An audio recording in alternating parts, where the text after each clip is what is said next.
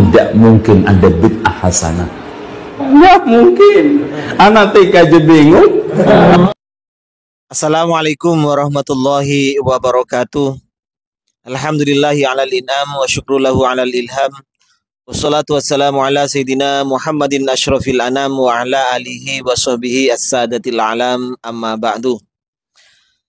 Sahabat-sahabat Aswaja, seluruh warga Nahdliyin dimanapun berada, semoga Allah subhanahu wa ta'ala senantiasa memberikan rahmatnya, taufiknya, hidayahnya, maufirahnya, memberikan kelancaran rezeki dan kesehatan kepada kita semua. Amin, Allahumma amin. Bapak Zainal Abidin LCMA dengan nada mengolok-olok mengatakan bahwa tidak mungkin ada yang namanya bid'ah hasanah. Tidak mungkin, anak TK aja bingung. Ya, kalau orang-orang Wahabi yang memang mengaku sendiri Pak Zainal Abidin dialogikan, disamakan dengan anak TK. Anak TK bingung katanya kalau ada bid'ah hasanah. Dan orang-orang Wahabi karena pemikirannya picik kayak anak TK dan PAUD, maka menjadi bingung ketika adanya bid'ah hasanah. Karena dalam benak mereka, apa yang tidak dikerjakan oleh Nabi, apa yang tidak dicontohkan oleh Nabi, semuanya adalah sesat, semuanya adalah bid'ah. Dan bid'ah ini karena Rasulullah sendiri yang mengatakan kullu bid'atin dhalalah, maka semua bid'ah tanpa terkecuali, tanpa dibagi, maka hukumnya semuanya adalah sesat.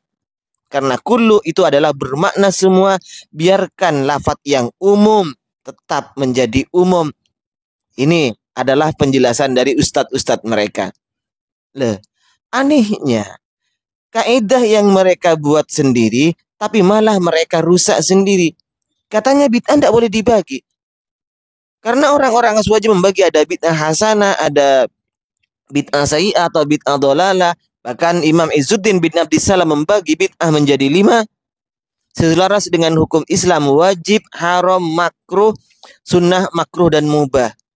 Ini adalah perkataan dari Imam Izzuddin bin Abdissalam, membagi bid'ah menjadi 5. Intinya kalau dikelompokkan bid'ah menjadi 2, baik dan jelek. Ini dijadikan bahan tertawaan oleh Pak Zainal Abidin dan kerucu-kerucunya dan orang-orang Wahabi ini semuanya, bahwa bid'ah tidak mungkin ada bid'ah hasanah, anak TK aja bingung. Ya, karena mereka standarnya pemikirannya adalah anak TK, maka standar otak orang-orang Wahabi sama dengan TK. Mana bisa mereka bingung? Mana bisa mereka ngerti? Ya bingung, karena standarnya TK. Otak mereka itu setaraf dengan TK dan PAUD kalau begitu. Padahal yang mengerjakan itu adalah bid'ah yang mereka pahami itu tidak sama dengan bid'ah yang dipahami oleh para salafun as-soleh. Kenyataannya, baik, mari kita bongkar bahwa para ulama salaf ini ternyata mengerjakan sesuatu yang tidak pernah dikerjakan oleh Rasulullah Shallallahu Alaihi Wasallam. Pertama, Imam Ahmad bin Hanbal. Kita tahu siapa Imam Ahmad bin Hanbal. Beliau salah seorang mujtahid. Beliau juga salah seorang ulama salaf. Imam Ahmad bin Hanbal ini di dalam sholatnya berdoa selama 40 tahun kalau tidak keliru. Nanti saya kitabnya kita buka di belakang, kita bedah di belakang. Beliau selama 40 tahun kalau tidak keliru mendoakan Imam Syafi'i di dalam sholatnya.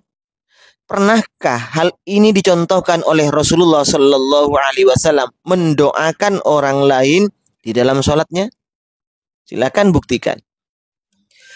Yang kedua, Sufyan Ats-Tsauri. Kita tahu siapa Sufyan Ats-Tsauri. Sufyan Ats-Tsauri, beliau mengerjakan sesuatu yang tidak pernah dikerjakan oleh Rasulullah, tidak pernah dicontohkan oleh Rasulullah. Apa? Sufyan Ats-Tsauri dari waktu maghrib sampai isya, setelah selesai sholat maghrib, beliau sujud 1 kali, terus sujud hatta nudiya lil isya, sampai dikumandangkan yang namanya adzan isya. Silakan, pernahkah para sahabat dan langsung Rasulullah mencontohkan apa yang dikerjakan oleh Sufyan Ats-Tsauri? Beranikah orang-orang Wahabi mengatakan bahwa Ahmad bin Hanbal dan Imam Sufyan Ats-Tsauri ini adalah pelaku bid'ah dhalalah karena mengerjakan amaliyah, mengerjakan ibadah yang tidak pernah dicontohkan oleh Nabi? Ingat loh, sholat ini bukan main-main. Imam Ahmad bin Hambal mendoakan Imam Syafi'i di dalam sholat. Dan doanya buat-buat sendiri. Rasul tidak pernah mengajarkan. Bid'ah ini. Terus Imam Sufyan Ats-Tsauri sujud 1 kali setelah sholat maghrib sampai tidak bangun-bangun terus sampai adzan isya. Pernahkah dicontohkan oleh Rasulullah? Bid'ah. Setiap bid'ah dhalalah. Berarti Imam Ahmad bin Hambal dan Imam Sufyan Ats-Tsauri itu calon neraka karena bid'ah. Yang ketiga, kita ambil contoh lagi adalah Imamuna, Imam Bukhari. Siapa yang tidak kenal Imam Bukhari? Yang hadisnya banyak juga dipakai oleh orang-orang Wahabi. Ternyata Imam Bukhari itu mengerjakan bid'ah. Apa bid'ah yang dikerjakan oleh Imam Bukhari? Setiap kali mau meletakkan atau menulis hadis sahih di dalam kitab beliau, Imam Bukhari rahimahullah ini mengerjakan sholat 2 rakaat. Pernahkah Rasulullah mengajarkan terhadap para sahabatnya, jika kamu mau menulis Al-Quran, jika kamu mau menulis hadis, sholat dulu 2 rakaat? Pernahkah Rasul menganjurkan seperti itu? Tapi kenapa Imam Bukhari malah mengkoyit, mentahsis suatu amalan dengan pekerjaan tertentu? Kenapa? Imam Bukhari berani melanggar bid'ah berarti. Kalau seperti ini, mengerjakan bid'ah. Ya. Jangan ketawa ketiwi kalau standarnya masih seperti anak TK mau membahas bid'ah. Sementara imam-imam kita, ulama salaf kita terlebih dahulu telah mengerjakan bid'ah yang tidak pernah dicontohkan oleh Rasulullah. Dan ternyata bid'ah yang dipahami oleh ulama salaf tidak sama dengan bid'ah yang dipahami oleh orang-orang Wahabi dan kroco-kroconya ini. Apalagi anak buahnya, jamaahnya. Ustadznya saja bingung karena standar otaknya otak TK. Buktikan aja. Mereka ketika membaca kitab gundul, kitab yang tidak ada harakat dan maknanya, karena mereka itu rutin istiqomah membaca kitab terjemahan, gimana? Belepotan ketika membaca kitab-kitab gundul. Baik, bukti akan saya beberkan bahwa Imam Sufyan Ats-Tsauri, Imam Ahmad bin Hambal, dan Imam Bukhari rahimahullah ini semuanya mengerjakan bid'ah hasanah. Ini saya beberkan kitabnya. Ini ya untuk orang-orang Wahabi dan Pak Zainal Abidin LSMA itu. Di dalam kitab A'lamul Fuqaha wal Muhaddisin, Al-Imam Sufyan bin Sa'id Ats-Tsauri, Sayyidul Huffaz, ini termasuk ulama salaf karena beliau hidup di antara tahun 97 sampai 161 Hijriah. Nah, di sini dijelaskan di halaman 100, wa qala Sa'id itu ra'aitu Ats-Tsauriyah. Saya melihat Imam Sufyan Ats-Tsauri fil Masjidil Harami, di Masjidil Haram di Mekah. Ba'dal maghribi, setelah maghrib. Sholat, ia sholat. Setelah sholat maghrib, summa sajadatan, kemudian dia sujud 1 kali. Kok ada sujud 1 kali? Setelah sholat maghrib, dia sujud lagi 1 kali.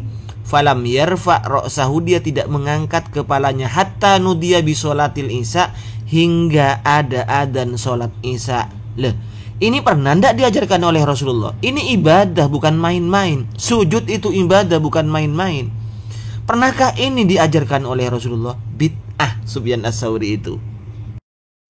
Juga hal senada dijelaskan dalam kitab Hilyatul Auliya wa Tabaqatul Asfiya pada juz yang ke-as-sabi, yang ke-7. Tepatnya di halaman 45. Haddasana ila akhirih, dibaca sendiri. Qala ra'aitu Ats-Tsauriyah, saya melihat Sufyan Ats-Tsauri fil Masjidil Harami ba'dal maghribi shalla tsumma sajada sajdatan falam yarfa ra'sahu hatta nudiya bi sholatil isya. Sama ya, jadi Sufyan Ats-Tsauri itu setelah sholat maghrib kemudian sujud 1 kali dan dia terus sujud sampai adzan isya. Dan ini tidak pernah ada contoh dari Rasulullah dan para sahabat, tidak ada. Bid'ah ini. Apakah Imam Sufyan Ats-Tsauri itu pengerjakan bid'ah? Ingat, ini ulama salaf, Mas Bro. Sekarang pindah ke kitab Syarah Sunan An-Nasa'i halaman juz 20. Di sini menceritakan kebid'ahan Imam Bukhari rahimahullah. Bisa dilihat 1 2 3 4 5 6 5 baris dari atas ya. 1 2 3 4 5. Wa qala Al-Kasmihani, sami'tu Al-Farbari yaqul, aku mendengar Imam Farbari itu berkata, qala li Muhammad bin Ismail. Muhammad bin Ismail yakni Imam Bukhari mengatakan kepada saya, ma wada'tu fi kitabi as-sahih.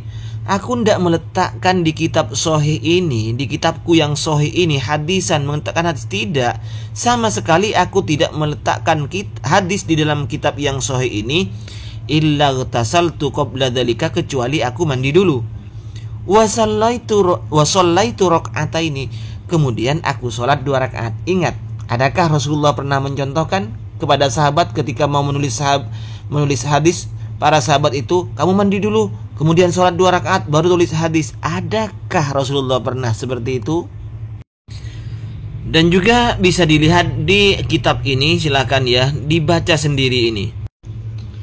Redaksi di sini sama dengan yang di Sunan An-Nasai. Silakan baca sendiri Pak Ustadz. Nah, yang terakhir ini di dalam kitab Siyar A'lamin Nubala karangan Imam Az-Zahabi, muridnya Ibnu Taimiyah, pada juz 10. Di sini dijelaskan, qala Umar bin Utsman Al-Makki aniz Za'farani an Yahya bin Mu'in sami'tu Yahya bin Sa'id yaqul ana ad'ullaha lisyafi'i fi sholati. Saya mendoakan Imam Syafi'i di salat saya mundu arba'i sinina, mulai 4 tahun, bukan 40 tahun ya. Tadi saya menjelaskan 40 tahun, kalau tidak keliru, ternyata salah. Yang betul 4 tahun. Nah, ini tidak pernah dicontohkan oleh Rasulullah mendoakan orang lain di dalam sholat. Tidak pernah ada sunnah dari Rasulullah ataupun dari para sahabat. Jadi jelas di sini bahwa apa yang dipahami oleh orang-orang Wahabi tentang bid'ah ini tidak sama dengan pemahaman ulama-ulama salaf. Dari sini fix sudah mereka hanya memahami bid'ah berdasarkan otak mereka sendiri.